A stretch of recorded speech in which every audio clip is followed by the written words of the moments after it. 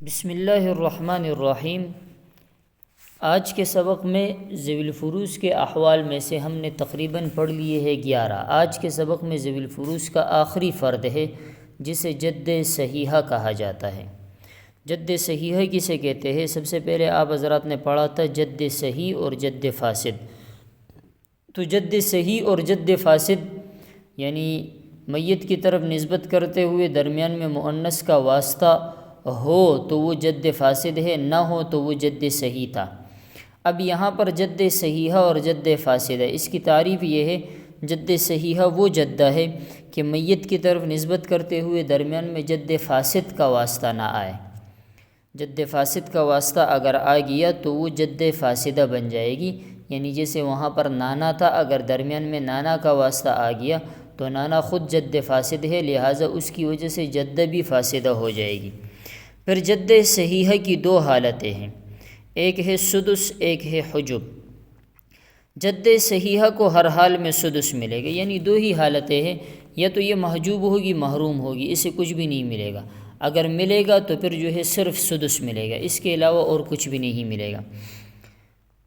اب جد صحیحہ جو ہے وہ ابویہ ہو یعنی باپ کی طرف سے ہو تب بھی اسے سدس ملے گا، امویہ ہو ماں کی طرف سے ہو تب بھی سدس ملے گا، ایک قرابت والی ہو یعنی میت کے ساتھ اس کی جو رشتہ داری ہے وہ ایک ہی رشتہ داری ہے، یا دو رشتہ داریاں ہے، زیادہ رشتہ داریاں ہے، بہر صورت جد صحیحہ کو سدس ملے گا، بشرط یہ کہ وجوہ حجب میں سے کوئی وجہ نہ ہو۔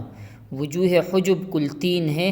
نمبر 1 وجود مطلقاً، وجود مطلقاً۔ نمبر 2 وجود واسطہ۔ نمبر 3 وجود قربہ۔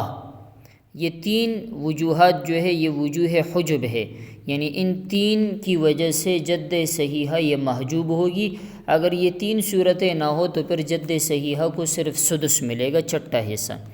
نمبر 1 وجود مطلقاً، یعنی کی موجودگی میں اگر میت کی زندہ ہے تو پھر چاہے جس طرح سے بھی اس کی دادی ہو، جد صحیحہ کسی بھی ترتیب سے ہو، لیکن اگر میت کی موجود ہے، ماں موجود ہے، تو جد صحیحہ کو کچھ بھی نہیں ملے گا، یہ محجوب ہوگی۔ نمبر 2 وجود واسطہ، یعنی واسطہ موجود ہے تو جو ذوالواسطہ ہوتی ہے وہ محروم ہوگی۔ واسطہ موجود ہے تو جو ذوی الواسطہ بھی اس کو کہتے ہیں، ذوالواسطہ، ذیل واسطہ، یہ ہر قسم کے جو ہیں نام کتابوں میں لکھے ہوئے ہیں، یعنی اگر واسطہ کسی واسطے سے، جس واسطے سے یہ جد صحیحہ بن رہی ہے، جس واسطے سے، مثال کے طور پر یہ میت کی دادی ہے۔ اب میت کی دادی ہے تو دادی کس واسطے سے ہے؟ باپ کے واسطے سے، یعنی والد کے واسطے سے۔